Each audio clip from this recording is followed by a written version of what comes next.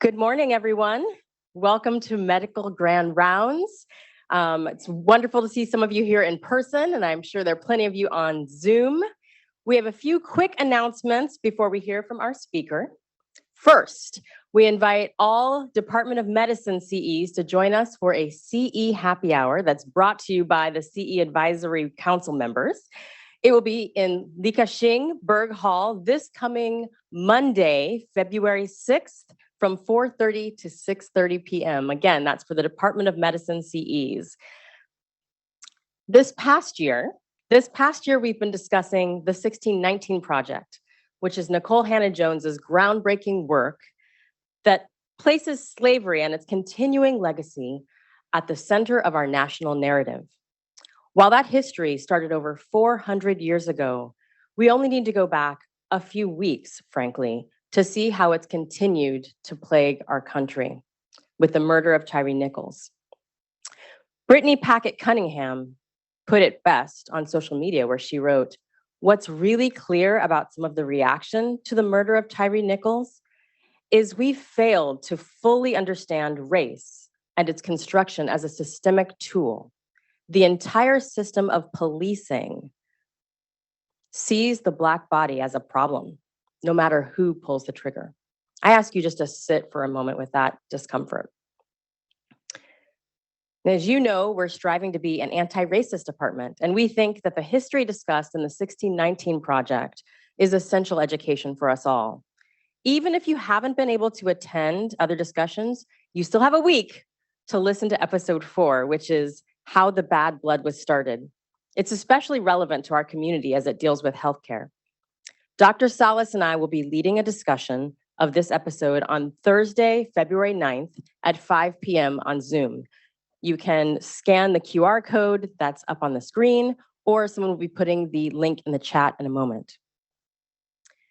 Now, let's talk about the celebratory nature of Black History Month, which has been official since the mid-1970s.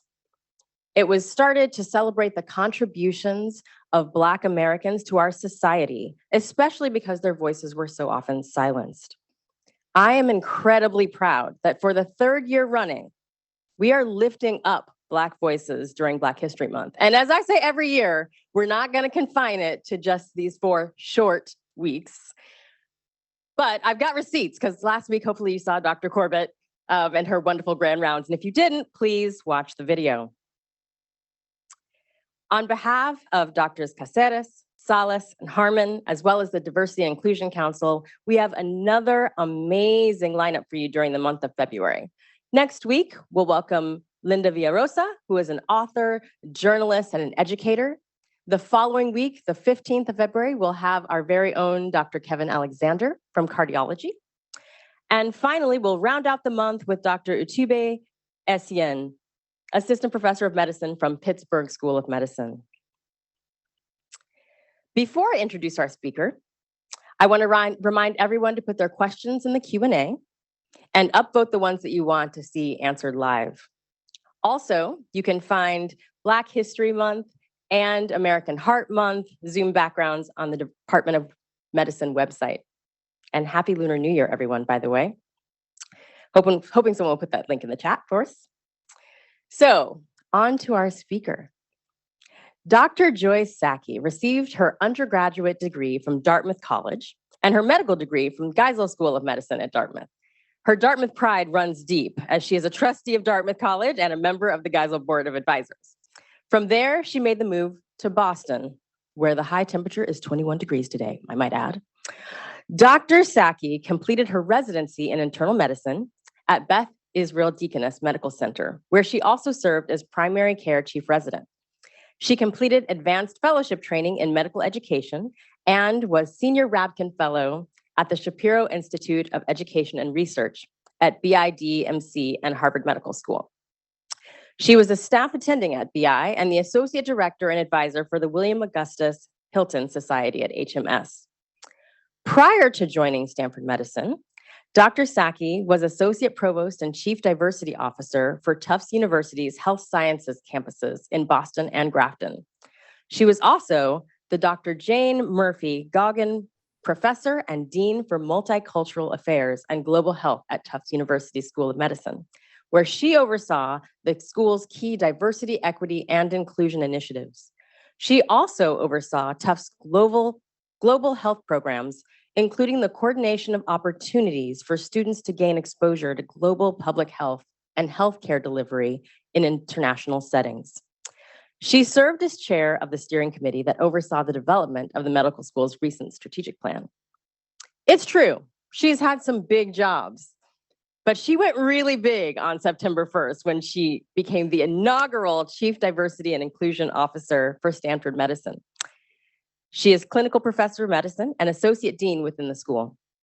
As Stanford Medicine's inaugural CDIO, she will design, develop, and oversee enterprise-wide strategies and efforts to advance inclusive excellence, health equity, and justice. In addition, she'll be supporting and unifying existing DEIJB that is underway at Stanford. In this important inaugural role, she will provide oversight of implementation of the recommendations issued by the Commission on Justice and Equity. Fun fact about Dr. Sackey, she has visited 5 of 7 continents, and she speaks a total of 7, count them 7 languages, 3 of them from her native Ghana. We are thrilled that you could join us today, Dr. Sackey. Please, welcome to the podium. Thank you so much. Dr. Dunn, thank you for that beautiful introduction. I wish my mother were here. What an honor to get a chance to join the Department of Medicine, my home department, for my first grand rounds at Stanford Medicine. I'm delighted for your invitation. I want to thank you and all the team that coordinates Grand Round Series. And it's a special honor to me that I also get to kick off the series during Black History Month. Because this is also Black Heart Month, I'm going to try and really meld the two when it comes to what I'm about to talk about today. So these are my goals and objectives, expecting that we will go through an overview of the body of evidence documenting health disparities over the past several decades. I'm sure you are familiar with that data. Because it's Black History Month, I'm going to make a special focus on racial and ethnic disparities specifically.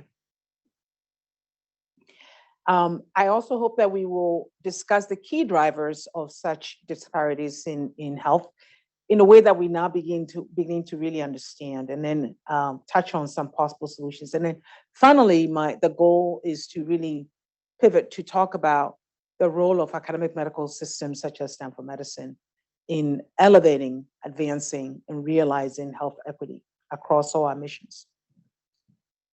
So as I mentioned, my focus will be on racial and ethnic health disparities. We just celebrated Martin Luther King Day. So I thought it would be apt to start with a quote from MLK. Quote, "Of all the forms of inequity, injustice in healthcare is the most shocking and inhumane." He uttered this actually at a medical convention in Chicago, interestingly enough, decades ago. And I think it's actually apt today. So as I mentioned, we've had decades worth of documentation of health disparities. To err is human, crossing the quality chasm were released 1 year apart in the early 2000s by the Institute of Medicine. And it caused some waves. I remember very clearly that it caused waves across the medical landscape then. Obviously, 2000s was not when we began to document health disparities. In fact, my own alma mater, Dartmouth, has contributed through the Dartmouth Atlas to understanding of regional variations. And in fact, it was interesting to go back and see some of the reports that have been released, and noted that there was one that specifically actually targeted the state of California. And it was titled Geography is Destiny, if you'd like to go back and read it and see how much we've changed since then. This report in particular really, I feel like really got into the media, the popular media, in a way that I hadn't experienced the previous report. So unequal treatment in 2003 really galvanized so many people, including when I was at HMS, I was teaching a course called Patient Doctor. And this became the assigned reading for entry HMS students that year. We had a lot of hope that we're going to engage everyone in our profession to really do something about racial and ethnic disparities then. And the report not only documented differences in mortality rates, lifespan based on race and ethnicity, it also documented health outcomes, quality indices like hemoglobin A1C for patients with diabetes. It talked about disease progression and even complications, including complications that led to surgical care. And this map right here actually was the first that documented the variation in amputation rates across the country. So just to sort of orient everyone, the data set that Dr. Adler uses is Medicare. So we're literally talking about the same payer. And this is all patients who have diabetes. So let's talk during the reception about what thoughts might explain why there will be differences in rates of amputation with such a data set. However, as I mentioned, because this month is Black History Month as well as Black Heart Month, I thought that we can hone in on the disparities that have been documented within the cardiovascular disease space. We all know that heart disease is a leading cause of death in this country, remains so. And even though we've made progress over time, significant progress since I was a medical student, as a matter of fact, the fact of the matter is the differences, racial and ethnic differences, persist. And this graph right here gives you a sense. Let's see if I can see the pointer is working. So right up on top here is the rate of mortality among the Black or African-American community. And you can tell it's the highest here. And so there's been some progress for sure. As you can tell from the bottom here, there's been some progress with regards to deaths from heart disease. Unfortunately, that decrease has actually not continued. So now we have a very relatively flat line. And there's reason to be concerned that actually COVID may have actually made this worse in the foreseeable future. I also want to point out here that the disparities are not limited to the Black or African American population. So take a look at the fact that we have a number of groups whose progress also have sort of stagnated. So Hispanic and Latino, Asian and Pacific Islanders, as an example. So I wanted to have you just sort of sit a little bit with these statistics here. So I'm going to read them. So in 2018, African Americans were 30% more likely to die from heart disease than non-Hispanic white counterparts. And even though African American adults are about 40% more likely to have blood pressure, it's been well documented that the blood pressure is not as well controlled in this particular population. And then when it comes to women, African American women are nearly 60% more likely to have high blood pressure as compared to their non-Hispanic white women. Clearly, big opportunity for us who work in this space to modify cardiac risk factors to do even more than we're doing. So the report that I want to sort of spend a couple of minutes on is one that was released by the Association of American Medical Colleges in the wake of the last really concerted report from Institute of Medicine about the disparities in care. And this report outlined 10 recommendations as to how to intervene, how to address healthcare disparities. And I just want to focus on one to make a point. The first one said, let's increase the racial and ethnic diversity of the physician workforce. That this is key to making sure that we solve healthcare disparities. And I agree, we will all agree. We have evidence that areas that have high concentration of minority populations are more likely to report physician shortage across the country. And we also know that medical students, when they matriculate, report wanting to go back and serve in communities like theirs. And in fact, when you look at GQ data, graduation questionnaire data, this is borne out that students tend to actually go to back to the communities, or at least go to underserved communities that remind them of where they were born. And we also know that racial and ethnic minority populations, physicians, tend to serve a disproportionate number of minority patients. So all of these reasons made sense that we would actually focusing on diversifying the physician workforce. And parenthetically, as somebody who was once a medical director, I know that it doesn't only take physicians, no offense, to make sure we have effects in the healthcare system. So I want to give a shout out to all of our colleagues, including nurses, pharmacists, physical therapists, social workers, who make it possible for us to do the work that we do. It takes a team. So this became a focus of medical schools across the country. And we've made some progress. This is data from AAMC that looks at medical school graduation data. And as you can tell, there's been some uptick among Asian American students graduating from medical school. There's been some, but it's almost imperceptible increase, as you can tell there, among Black and African American and Hispanic and Latino. You probably remember the report that came out several years ago that actually said that when you look at African American males, the number has in fact been flat since 1978. So obviously lots of work that needs to be done.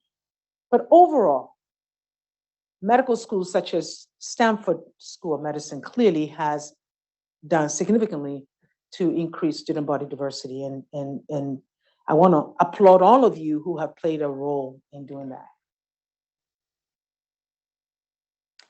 As student body became more diverse, it became also clear to us that we had to put systems in place to make sure that we were promoting inclusiveness, supporting students from different backgrounds, leveraging the diversity that existed so that all students would benefit from it.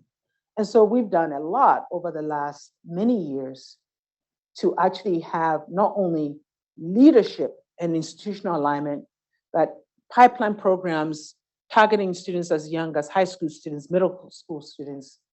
Outreach, recruitments have become more robust. Admissions has actually moved into the space of making sure that students who may not have considered coming to their school actually considers and imagines themselves coming there. And I've been involved in those efforts for sure. And I know many of you have. Financial assistance has become robust. And I know that Stanford in particular really has an incredible financial aid arrangements for students, which is really wonderful. And then of course, student services have had to sort of grow to support the student body.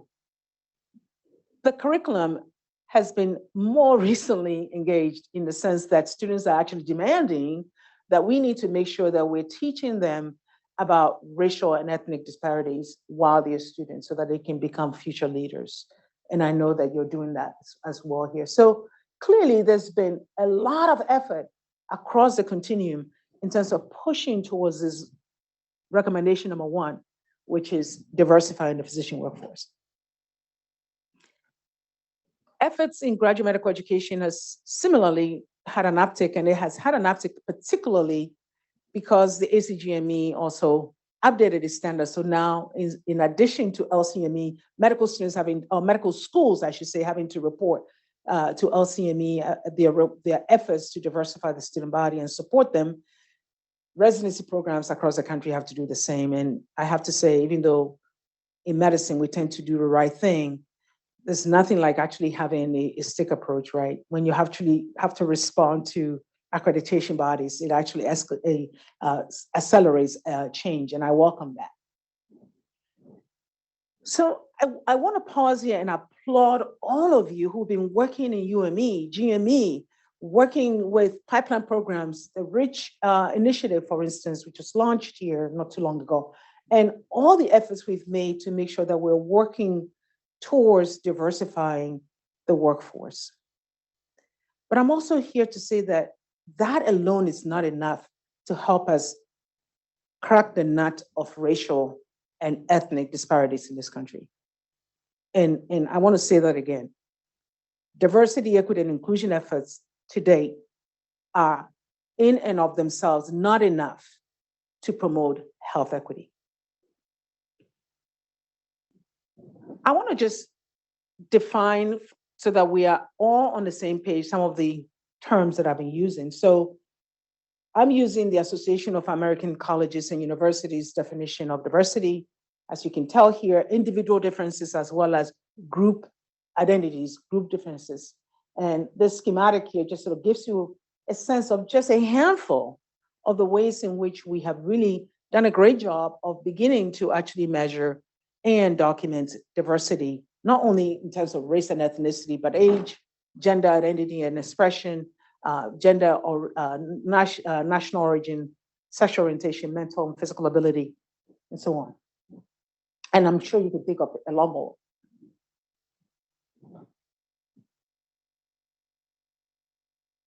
Inclusion is when you actually leverage the diversity that exists to make sure that you're learning from it, that you're enhancing your community, that folks are learning from it. In fact, together they're getting better. So this intentional engagement of all the different ways in which people are diverse is really what we're calling inclusion. And this is in a sense what the AACU is saying in this definition.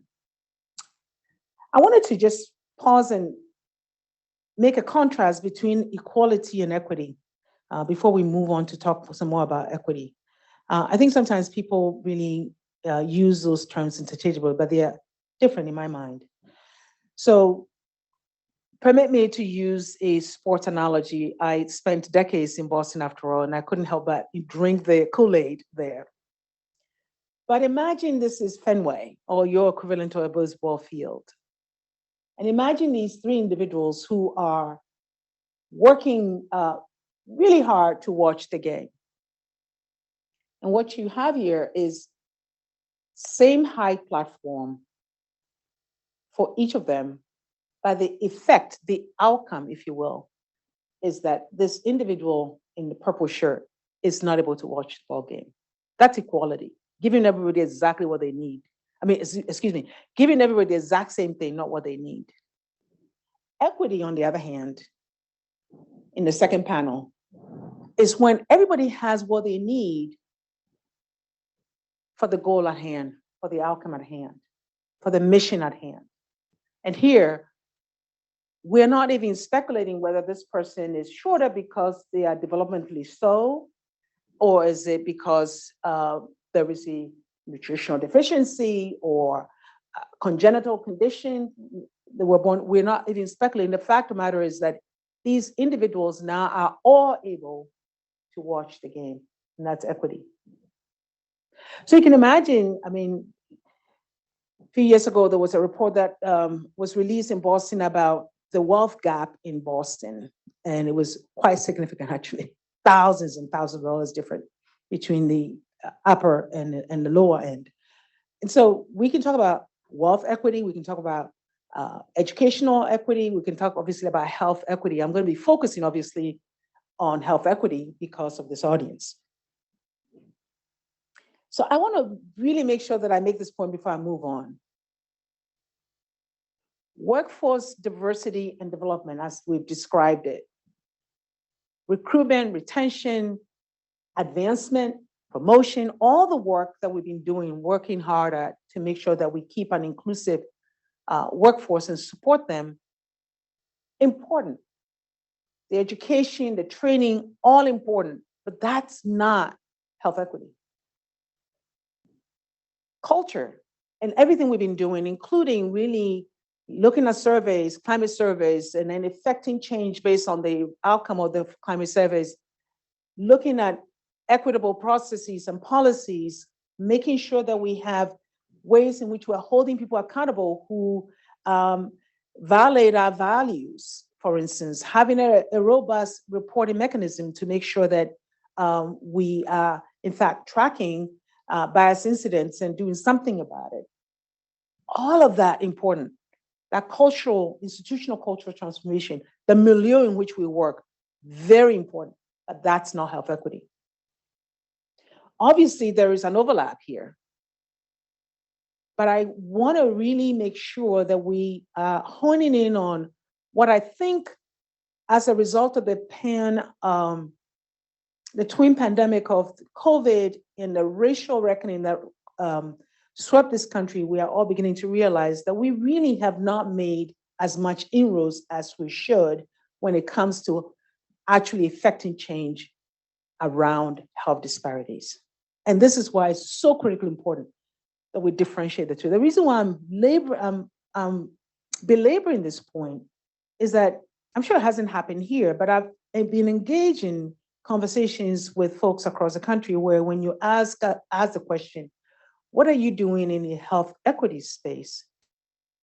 The response I get is, oh, we have a summer high school program and we support students who are coming from underrepresented medicine backgrounds and we expose them to medicine. Great, important. That's not health equity work. Health equity work, in my mind, will be using the health equity lens in everything that we do, whether it's care delivery, inpatient as well as outpatient. Research, education, addressing social determinants of health, making sure that we're engaging the community so that we can actually effect change upstream before people show up in the clinic and the hospitals with diseases that we then have to take care of. Making sure that the community actually trusts us as a key partner to keeping them healthy within their community. And then measuring our impact on all the work that we do over time to make sure that those things, those interventions that are not effective are discontinued. And those that are effective are scaled up. That's, in my mind, just an example of what I would consider health equity.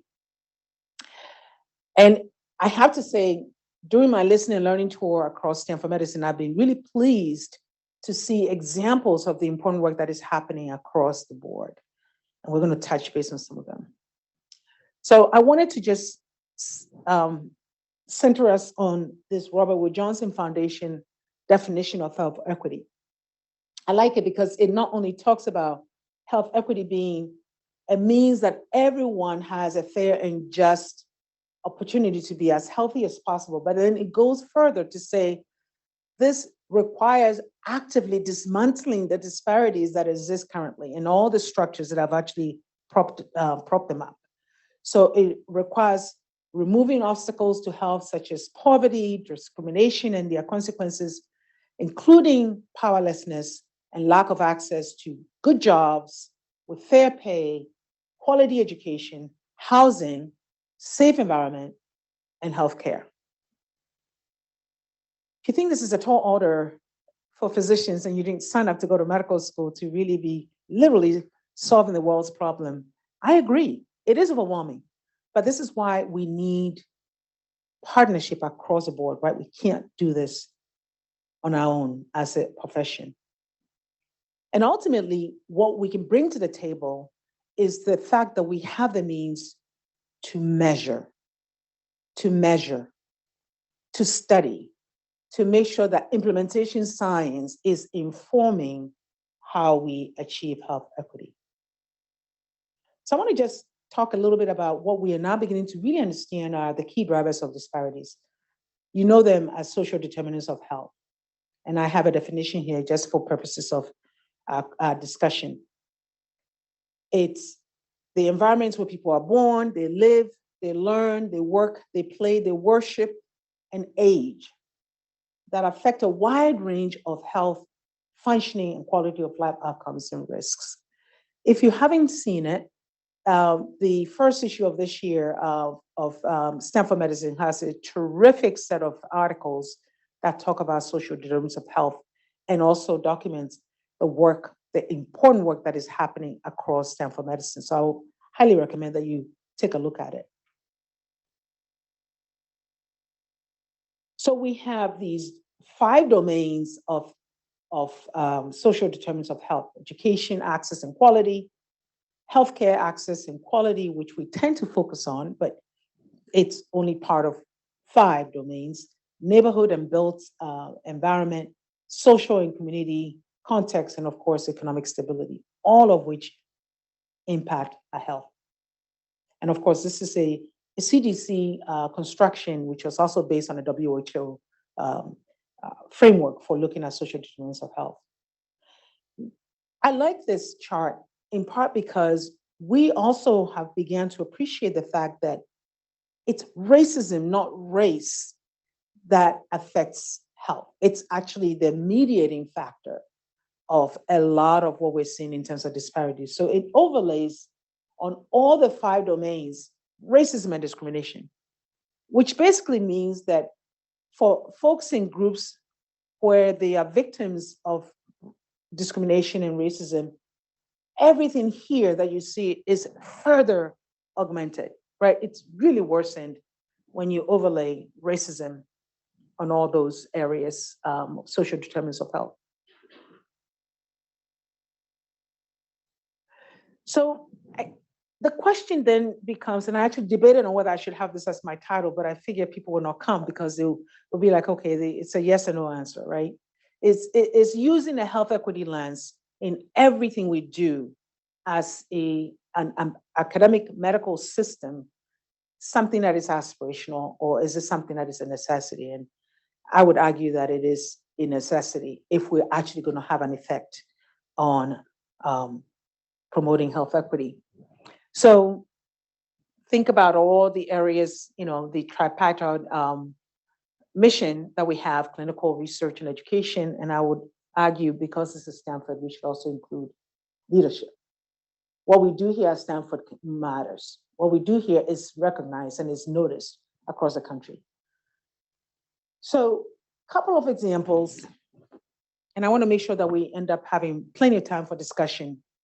So I wanted to just point out that the Institute of Medicine, on defining healthcare quality, had the quality domains and added equity to it. It's been a while. And yet recently there have been articles, I don't know if you saw one in the New England Journal of Medicine at December of just last year, documenting that while we've done a fairly good job ascertaining social determinants of health, mostly in ambulatory settings, it's been actually woefully absent when it comes to the inpatient delivery space. And even when we ask people about food insecurity, or we ask them about where they live, their zip code, the fact about or transportation issues, all the things that you do in your outpatient clinics, it's not clear that we're using that data to actually effect any interventions when patients come through. So vicious cycle, right? We record it, and then they go back to the streets. They go and they may have not only food insecurity, but they may be unhoused. The fact is we don't have a great system of actually engaging that data and then doing something about it. So you can imagine that having indices in that actually promote health equity as part of our fabric of the care delivery system, where we are actually measuring it. We have a dashboard that we're looking at how well we're doing with regards to connecting people to resources, affecting the change in your communities. That very well could actually make a difference. But I also want to say that the work cannot belong to those who are doing quality improvement alone. The work literally belongs to all of us. Our research mission, Stanford is known for being a place of discovery of new knowledge that really literally transforms the world. I'm humbled by the fact that the first human heart transplant occurred right here on these hallowed grounds. How do we leverage that? The incredible assets that we have, including just the amazing group of people, to actually make sure that we are transforming health equity. And I just want to offer a few. First of all, I see health equity as both an agenda as well as a lens. As an agenda, we can literally have from basic science all the way to public health, from bench to the bedside, we can have a health equity agenda in the research that we do. And as a goal, we can literally say, let's view all the activities around research with an equity lens. That will be ultimately what we would need to do to actually be a standout and a national example. So a couple of examples. We certainly need to be diversifying our biomedical science workforce. We certainly need to work on promoting an inclusive culture, advancing team science, because team science actually has been shown to actually encourage diversity. Ensuring diversity among our research subjects, and I know many of you have been working hard, many people here at Stanford have been working hard to make sure that there's more inclusion when it comes to clinical trials nationally, and that's important work. We need to make sure that we're leveraging the assets we have in terms of public health and policy development, population health, population science, to address health challenges facing communities, vulnerable populations. What I would be even more excited about is if we start doing fundamental research, basic science research, clinical research, that whose goal, whose hypothesis literally has to do with health equity. So not just say, you're doing research that maybe tangentially touches health equity, and you're being asked to now submit a statement to address how you could be inclusive and all that. That's great. That is important. I know that my colleague, Dr. Ruth O'Hara, and her team are working on that, so that if you actually now have to submit a grant and get institutional support, that statement, you'd be expected to write that statement to the dean. That's important. What I think will be a game changer is if we start asking fundamental questions that actually literally says, how do we actually affect health equity? For instance, obesity. Obesity, which is actually worsening as a result of the pandemic, which is a driver for heart disease. We just talked a few minutes ago as the leading cause of death with all the disparities that we demonstrated. How cool would that be if we had a bunch of people looking at obesity and looking at how we can actually affect, not only treat it once it's occurred, but actually prevent it, and have Stanford be on the map as the one that actually changed knowledge around managing obesity. Huge implications globally.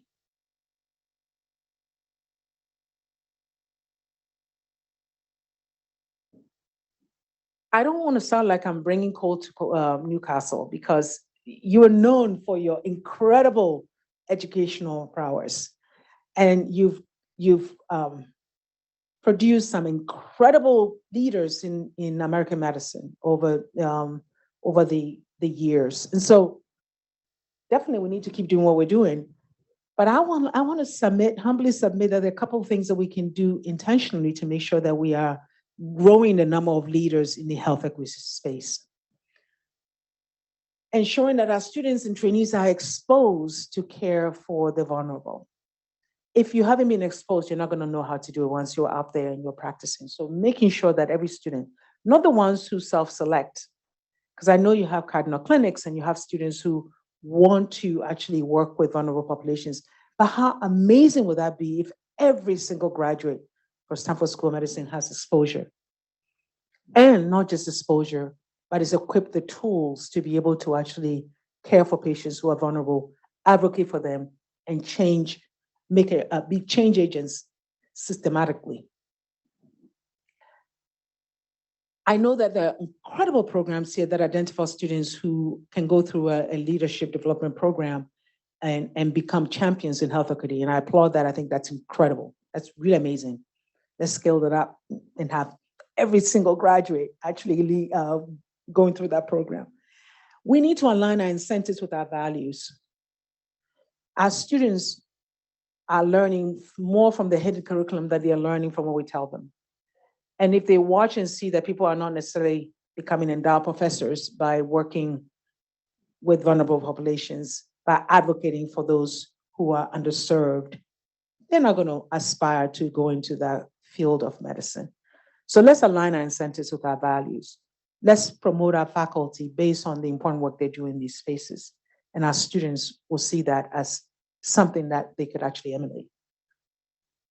And then, of course, transforming our learning environment to promote an inclusive, equitable and just learning space will ultimately allow our students to imagine how they can also duplicate inclusive excellence wherever they go around the country and around the world.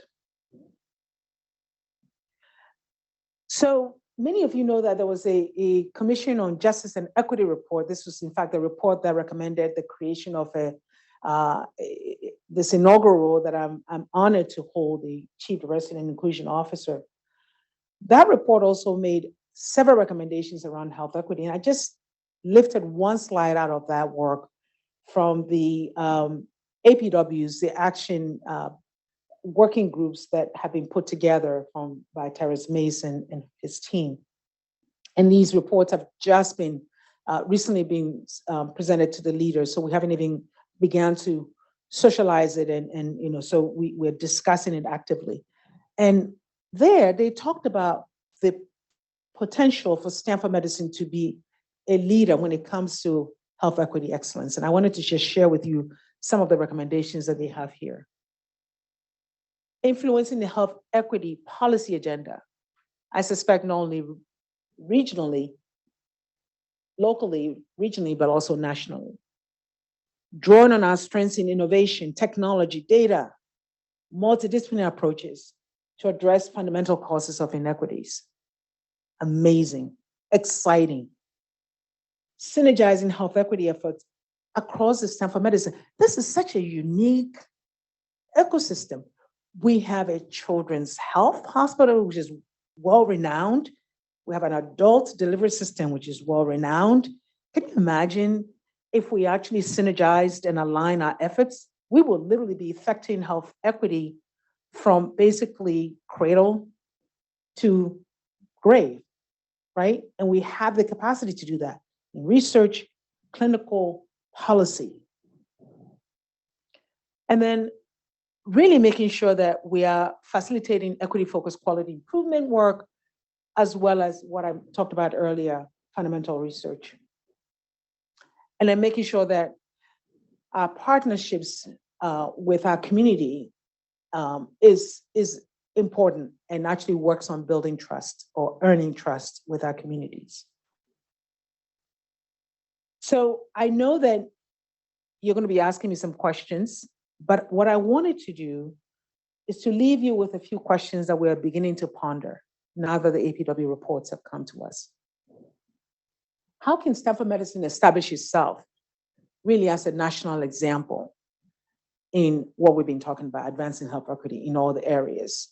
And what are the barriers that you see in realizing this stated goal of becoming a national example in health equity? Thank you so much for giving me this opportunity to begin this conversation with you, and I look forward to your questions.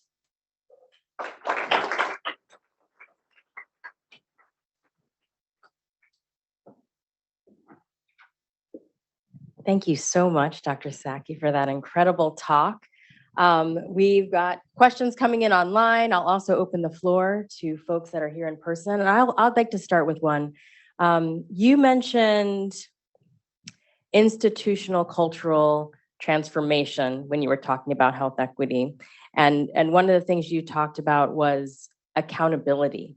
So what does accountability look like at the institutional level, specifically at Stanford? I think people can still hear me.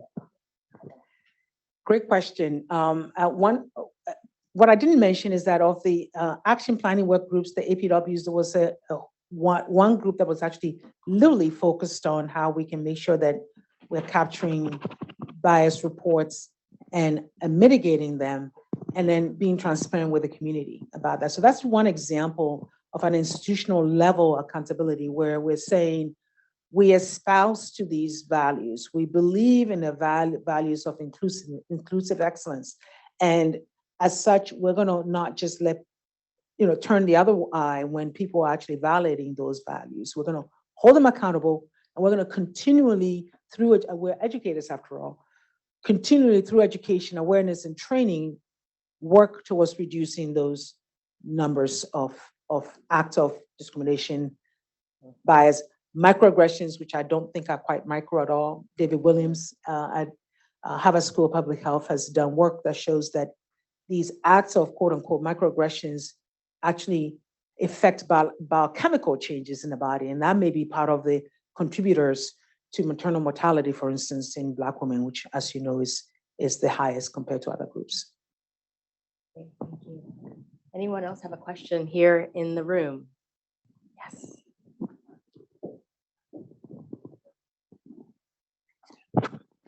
Ken Mahaffey, cardiology. Thanks for coming today. I have a comment and a question. Comment is around, you use the terms aspirational and necessity. I think about it more as a moral, social, and ethical responsibility. Yeah. So maybe I'd love to hear your comments on that. And then the question I have is that, we have an incredible faculty and research staff that have actually done huge clinical trials where the goal was to mimic the US Census population in terms of race, ethnicity, and other key metrics. How do we leverage those successes at the individual trial level to both encourage others and to promote Stanford, which is one of your stated goals? And do you have examples from other institutions you've been at or worked with? Thanks.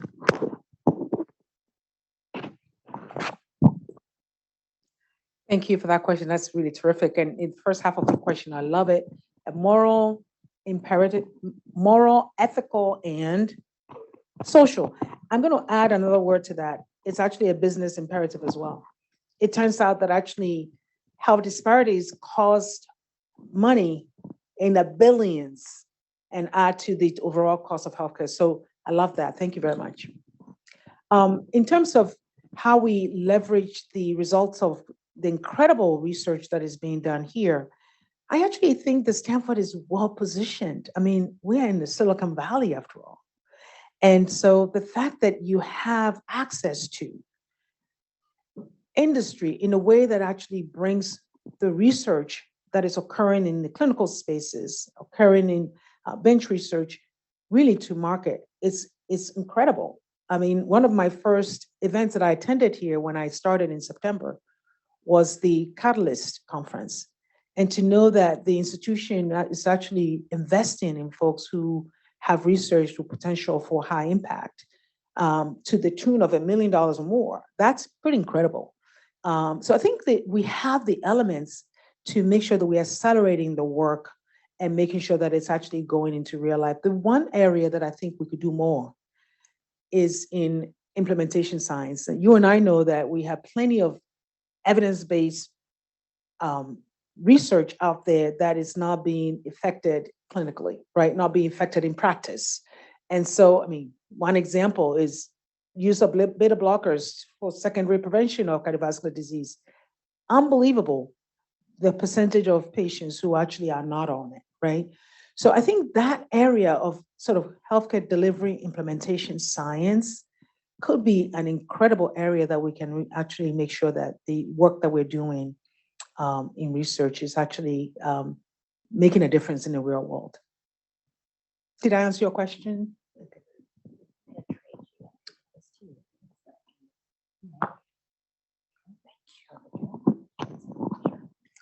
We have a couple of questions online. And so Doctors Patel and Gibbs both appreciated your differentiation of DEI and health equity. I'm going to ask these kind of in a bundle here. Dr. Patel wants to know, how can we really push our institutions to consider what they can do to overcome the systemic barriers they may inadvertently cause to advance health equity? What can SHC and Stanford University do as a next step? It's a great question. So the inadvertent structural barriers that we are putting in place as a result of, I want to make sure I understand the question. Mm-hmm. What can they do to overcome the systemic barriers that they may inadvertently cause to advance? Okay. Well, first of all, I think that question is so sophisticated. So the fact that Dr. Patel is thinking that even interventions, well-intended, can actually cause harm is deeply appreciated. So I want to really say that. I think the way we do that is to be intentional about what we do in terms of interventions. I'll give you an example. It's a very early one. So many of you know that Stanford Healthcare, Stanford Children's Health have both launched We Ask Because We Care. And and on top of that, Children's Health has also launched implementing work around social determinants of health, specifically food insecurity, and then connecting those families to resources. Well, it turns out that the moment they turned on the screening and people were doing such a great job of asking people about food insecurity, surprise, surprise, they found a lot of families needing food. And it turns out that they have one food bank that they were sending patients and families to. And so guess what that food bank said? They said, stop, what are you doing? We don't have the capacity. The numbers have just shot up. So this is one small example of making sure that we don't overwhelm these community resources, but also it's a call to action that we need to actually proactively partner with the community resources before we turn on our technology and start really sending people their way. So that's just one example that comes to mind. Great. And Dr. Gibbs also asked, how do we achieve and advance health equity without mission-driven strategies? It's speaking to the fact that Stanford has yet to center health equity in its stated mission. Wow, that's a great question. I think this is public knowledge that the integrated strategic plan is going to be refreshed. Did you all see that? Okay, great. So the three leaders, Dean Lloyd Minor, David Entwistle, and Paul King, the presidents and CEOs of our hospital systems, have announced that we're going to jointly refresh the ISP. And I have every expectation that as a result of all the incredible work that has been done here with the Commission on Justice and Equity, with the APW reports, with the creation of my position, that ISP will somehow be affected. It would be hard for me to imagine that refresh will escape health equity. Thank you, Dr. Sackey. We have one in the room from Dr. Salas. Thank you so much for all the work that you're doing. We're so excited that you're here. I have a question that's not easy. So, I'm not expecting that you're going to solve something that's very, very difficult, but I just would love to hear your thoughts on this. Sure. There's a lot of data now showing that racial concordance and gender concordance between physician and patient can lead to better outcomes. Mm-hmm. But obviously we can't expect, for example, that only women physicians will take care of women patients, or that only Black physicians will take care of Black patients.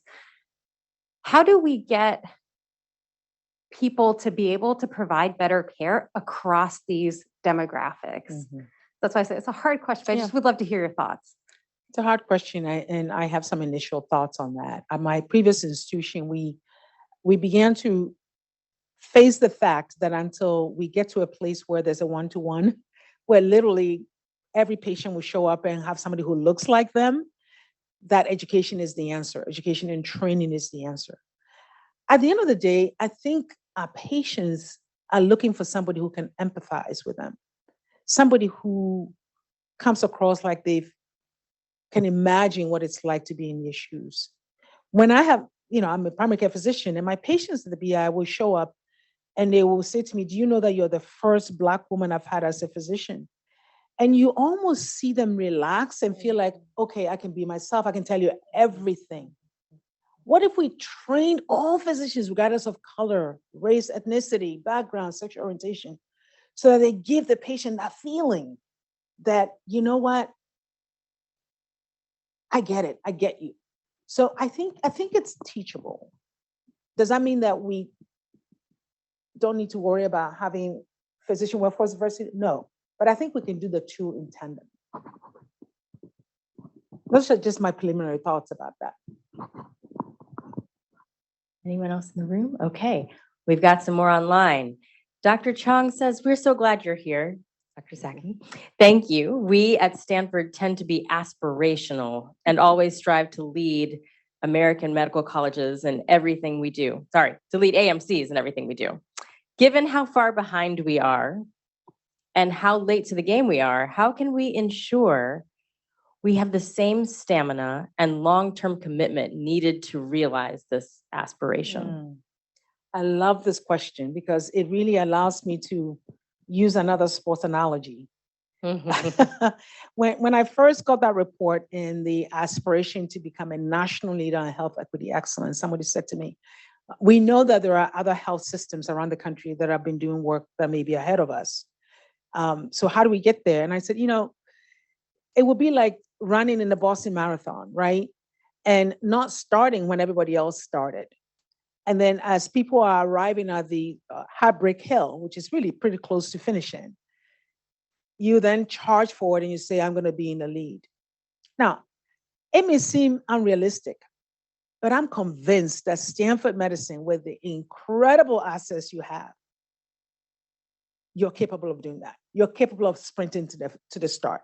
So what it would take, though, is to have some humility at the beginning and to make sure that we're learning from those who have gone before us and not necessarily reinvent the wheels, right? It would be a waste of resources if we decide that we're going to do everything our way from scratch, because there's a lot of examples we can learn from.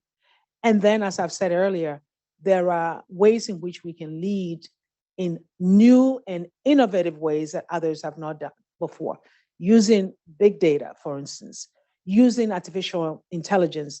Our focus on precision medicine would allow us to actually, if we bring precision medicine, the same concept, to health equity, my goodness, it will be a game changer. So there are things that are uniquely Stanford that would allow us to, I think, really build that stamina to sort of go on. But I think this journey is going to take a combination of aspiring to be a leader and at the same time recognizing that there's some catch up that we have to do. Great. We've got another question from Linda Haas-Cleaver here, who says, thanks for your work. In addition to leadership, clinical, research, and education excellences, should Stanford add another box, public action in social justice? That is, Stanford could enter the public arena with statements, policy work, legislative testimony, et cetera. That's a great question. I don't know if I can actually advance the slide back, because I want to do justice to the APW. They actually, they included that in here. So I want to see if I can find it. Influence the health equity policy agenda. And I think that implies that we actually going to be advocates for new policies that actually transform the environment. I also think it's it may be buried in here, but the fact that we are strong in innovation, technology, data, and multidisciplinary approaches, which includes policy formulation, will allow us to do just that. But I hear you entirely that perhaps we should call it out more explicitly in a box here. Yeah, I think it's all buried under the leadership, but I think it's important enough that it's probably important for us to actually have a box dedicated to that. Thank you. Dr. Golden has a few questions related to really losing folks along the pathway. We talked about African-American males in particular, getting more of them to medical school, but also how do we get them to stay and be faculty members, as it's been somewhat leaky, that quote unquote pipeline, which is why some like to say pathway instead, so we don't leak people out. Yeah.